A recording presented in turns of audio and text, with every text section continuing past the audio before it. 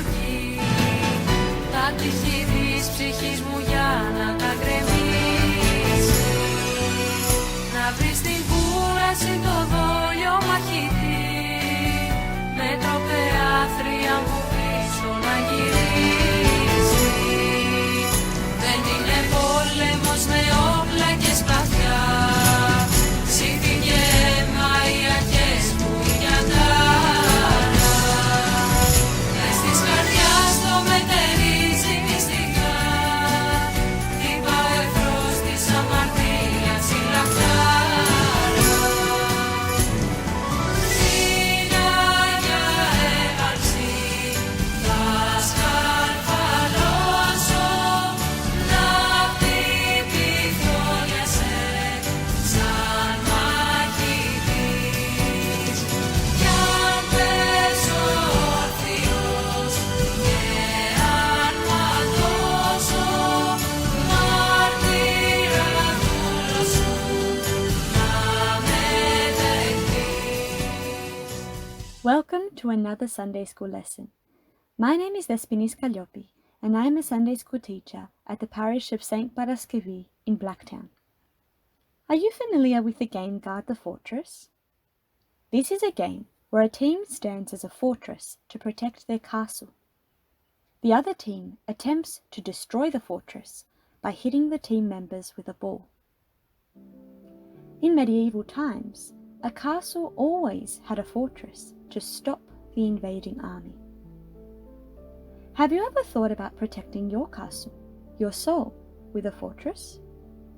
There are enemies, seen and unseen, who are constantly bombarding our fortress. Each time the enemy strikes, it destroys part of the fortress and can harm the soul. One such enemy is movies. Some movies can be violent, some can have inappropriate images, some can contain offensive language, and others can be horrifying and scary and can cause a negative effect on the castle of our soul.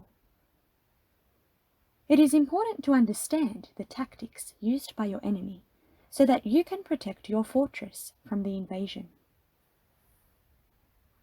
Looking more closely at movies, let's reflect. Question number 1. How much time do you spend watching movies? Have movies become a coronavirus streaming savior? Maybe we use binge watching to overcome our stress or to relax, plowing through a wish list of movies. Movies can rule our lives and dictate our daily routine.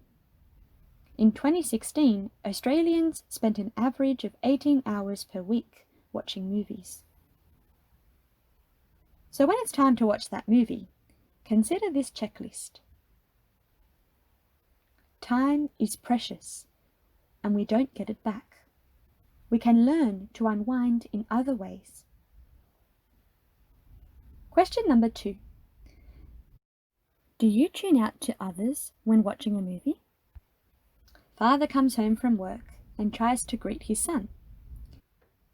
Screen time can be toxic for teens, as it causes us to be antisocial and not attend to those around us. We may escape reality and the stresses of life, but we become captives of the screen. And as a result, we can become despondent, irritable, and aggressive. Too much movie time can lead to an addiction. In 1 Peter chapter 5 verse 8 we read, "Be sober-minded, be watchful. Connect with real people, face to face. Enjoy the warm company of family and friends. Don't ignore people.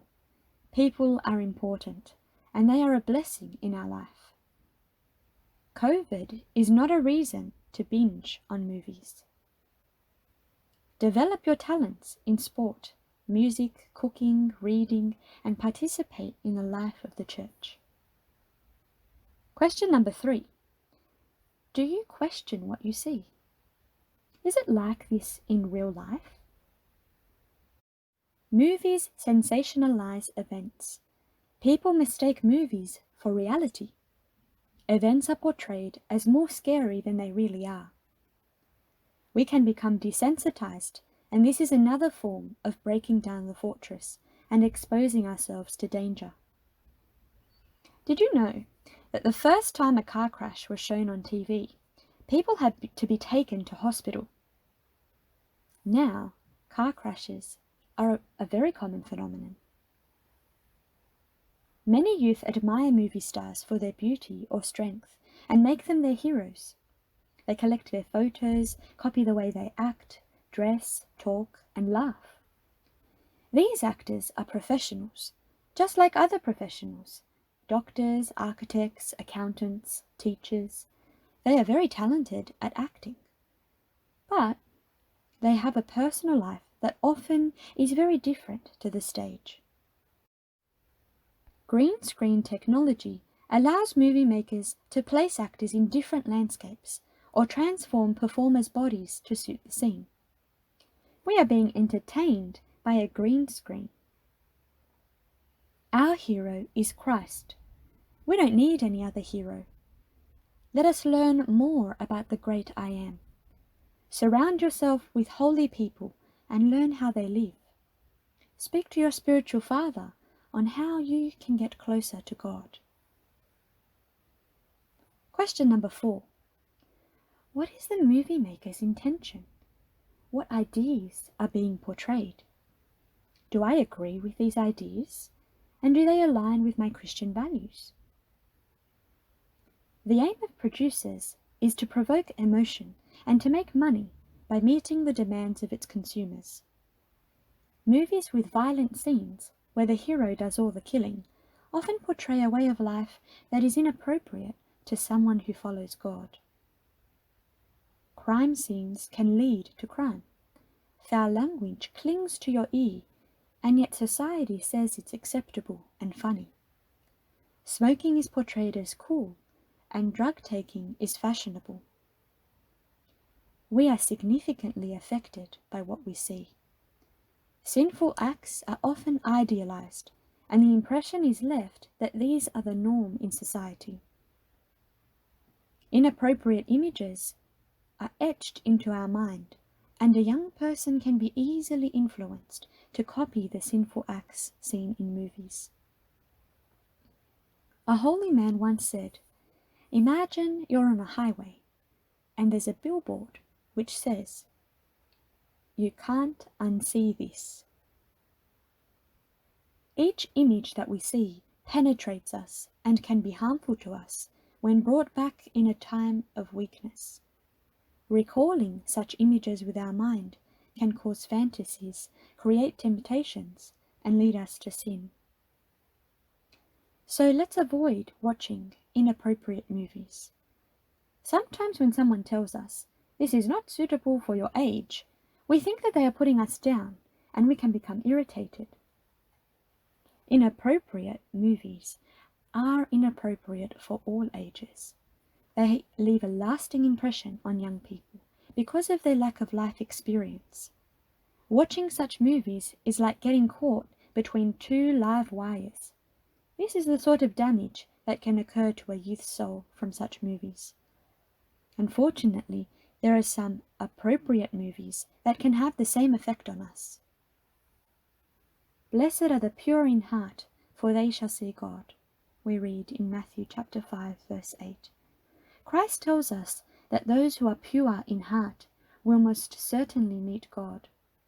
For us to maintain our heart pure, we need to shield our eyes from all the impurities that surround us. Would you prefer to see dangerous and harmful scenes, or to be made worthy one day to see the face of our Creator, God?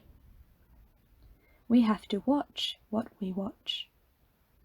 Let's be honest, a movie is not real, it is fantasy.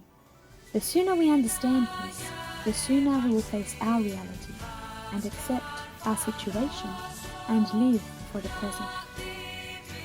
Guard your soul for no other reason than for Christ. Your soul is the temple of the living God. So close the screen just because and guard the fortress of your soul.